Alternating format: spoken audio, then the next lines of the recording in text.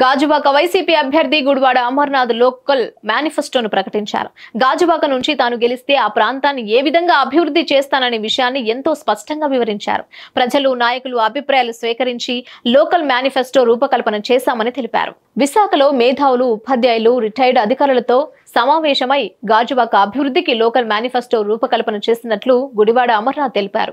గాజువాక పారిశ్రామిక ప్రాంతంలో ఎన్నో పరిశ్రమలు వస్తున్నాయని, తద్వారా ఉపాధి అవకాశాలు పెరుగుతున్నాయని వివరించారు. తాను చేయబోయే పనులను వివరించేందుకు ఓ భారీ స్క్రీన్ ను ఏర్పాటు చేశారు. గాజువాకలో స్కిల్ డెవలప్మెంట్ సెంటర్స్ ఏర్పాటు చేస్తామని, నియోజకవర్గంలో నిరుద్యోగులు ఎంతమంది ఉన్నారనే విషయంలో సమీక్ష చేపడతామని తెలిపారు. గాజువాక నియోజకవర్గానికి సంబంధించి ప్రజల ద్వారా ప్రజల తాలూకు అభిప్రాయాలు, నాయకుల తాలూకు అభిప్రాయాలు, ఈ ప్రాంతంలో ఉన్నటువంటి సిటిజన్స్ అందరి తాలూకు అభిప్రాయాలతో లోకల్ మేనిఫెస్టోని ఒకటి తయారు చేయాలని చెప్పి అందరం కూడా నిర్ణయం తీసుకోవడం, అందులో భాగంగా తీసుకున్నటువంటి ఈ నిర్ణయంలో నాకు తెలిసి బహుశా ప్రపంచంలోనే అతిపెద్ద ప్రజాస్వామ్యం అని చెప్పుకునేటువంటి మనం, ఉదాహరణకి గాజువాక నియోజకవర్గంలో 3,30,000 మంది ఓటర్స్ ఉన్నారు. ఈ 3,30,000 మంది ఓటర్స్ సంబంధించి రేపు ప్రజాప్రతినిధిగా ఎంపికైన తర్వాత వీరందరి తాలూకా అభిప్రాయాల్ని చట్టసభల్లో మాట్లాడాల్సినటువంటి బాధ్యత తీసుకునేటువంటి మనం,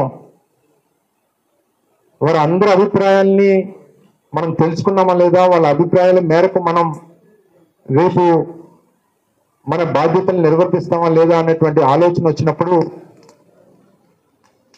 అందరి తాలూకా అభిప్రాయాలతో ఒక స్థానిక మేనిఫెస్టోని తీసుకురావాలని చెప్పి ఒక నిర్ణయం తీసుకోవడం, నిర్ణయం తీసుకున్నటువంటి దాంట్లో భాగంగా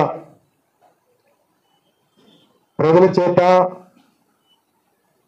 ప్రజల వలన ఏదైతే మన ప్రజాస్వామ్యం, మన రాజ్యాంగం చెప్తా ఉందో, of the people, by the people, for the people అనేటువంటి మన ప్రజాస్వామ్యం గొప్పతనాన్ని చాటి చెప్తూ ముందుగా ఉగాది రోజున వెబ్సైట్ లాంచ్ చేశాం.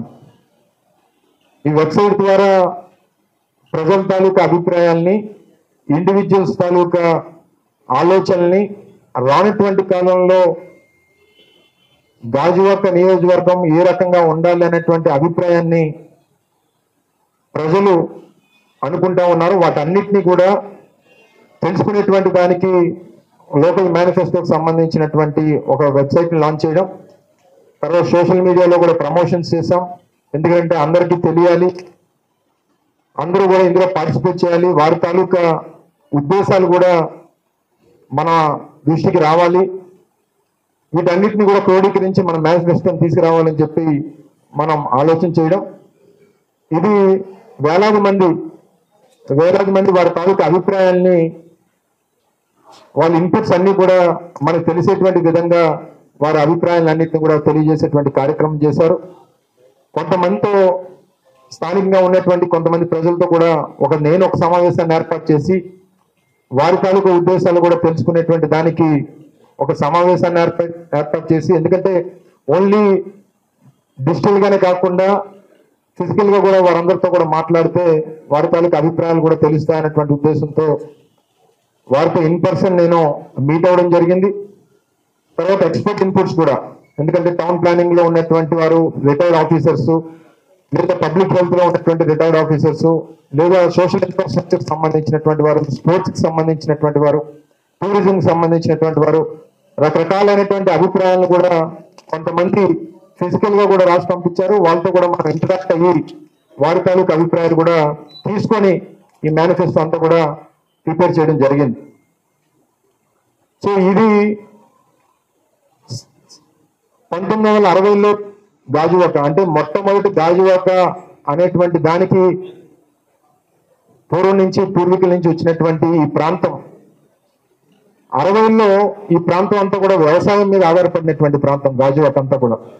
ఉదాహరణకి ఇప్పుడు ఉన్నటువంటి ఈ పక్కన ఉన్నటువంటి BHPV కానీ, పక్కన ఉన్నటువంటి హిందుస్థాన్ జింక్ కానీ, ఈ పక్కన ఉన్నటువంటి ఆటో నగర్ కానీ, ఇండస్ట్రియల్ ఏరియాస్ కానీ, పెదగంటేడు కానీ, లేదా ఇప్పుడు ఉన్నటువంటి మన ప్రాంతానికి తలమానికంగా ఉన్నటువంటి విశాఖపట్నం స్టీల్ ప్లాంట్ కానీ ఇవేవి కూడా అప్పట్లో 60లో పరిశ్రమలు లేవు ఇక్కడెక్కడ కూడా. ఈరోజు పారిశ్రామిక వాడగా పిలుచుకునేటువంటి గాజువాక 65 సంవత్సరాల క్రితం ఒక వ్యవసాయ ఆధారిత ప్రాంతంగా ఉన్నటువంటిది గాజువాక. ఇది మొదట మన ఒక 2 తరాల క్రితం ఉన్నటువంటి పరిస్థితులు.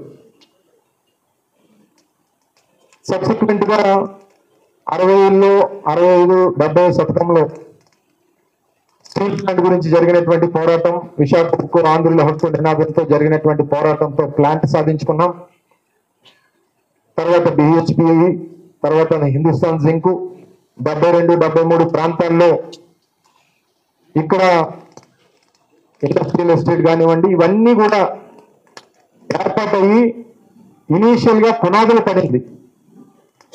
ఇనీషియల్ గా ఈ ప్రాంతంలో ఒక పారిశ్రామిక వాడిగా పునాదులు పడింది 70వ దశకంలో పడినటువంటి సందర్భాలు. అంటే ఇప్పటి నుంచి కరెక్ట్గా 50 సంవత్సరాల క్రితం. ఆ రోజు ఇక్కడ ఉన్నటువంటి పెద్ద కుటుంబాలు లేదా అప్పుడు నాయకత్వం చేస్తున్నటువంటి కుటుంబాలు ఆ రోజు చొరవ తీసుకొని అక్కడ ఉన్నటువంటి పరిస్థితుల మేర ఇక్కడ పరిశ్రమలు వస్తే, ఇక్కడ పారిశ్రామిక వాడిగా ఈ ప్రాంతం అభివృద్ధి చెందితే తప్పకుండా రానటువంటి కాలంలో మన ప్రాంతం భవిష్యత్తు మారుతుంది, ఇక్కడ మన పిల్లల జీవితాలు బాగుపడతాయి, ఉద్యోగ అవకాశాలు వస్తాయి అన్నటువంటి ఉద్దేశంతో ఆ రోజు పెద్దలందరూ కూడా పునాదులు చేశారు. అప్పట్లో మా తాతగారు అప్పన్న గారు ఆ రోజు శాసనసభ్యుడిగా కానీ, లేదా అప్పుడు ఉన్నటువంటి చాలా మంది సమితి ప్రెసిడెంట్లు కానీ, అప్పుడు ఉన్నటువంటి నాయకత్వాలు కానీ. ఎందుకంటే పూర్వం మీ అందరూ తెలుసు, ఏదన్నా ఒక ఊర్లో ఆ ఊరు పెద్ద భూమి ఇస్తే తప్ప మిగిలినటువంటి వారు ఎవరు కూడా ముందుకొచ్చేవారు కాదు. ఉదాహరణకి హిందుస్థాన్ జింక్ లో మా భూములు పోయాయి, BHPలో భూములు పోయాయి, ఈ ఆటో నగర్ సంబంధించి కానీ ఏపీఐసి సంబంధించినటువంటి ఇండస్ట్రియల్ ఎస్టేట్ లో భూములు పోయాయి, కొంతమంది మన విశాఖపట్నం స్టీల్ ప్లాంట్ లో భూములు పోయాయి. 26,000 ఎకరాల భూములు విశాఖపట్నం స్టీల్ ప్లాంట్కి ఇచ్చినటువంటి సందర్భాలు, కొన్ని పదుల సంఖ్యలో గ్రామాలు తరలించిపోయినటువంటి పరిస్థితులు. ఇవన్నీ కూడా ఈ పరిస్థితుల నుంచి గడిచినటువంటి 50 సంవత్సరాలుగా, అంటే 1970 నుంచి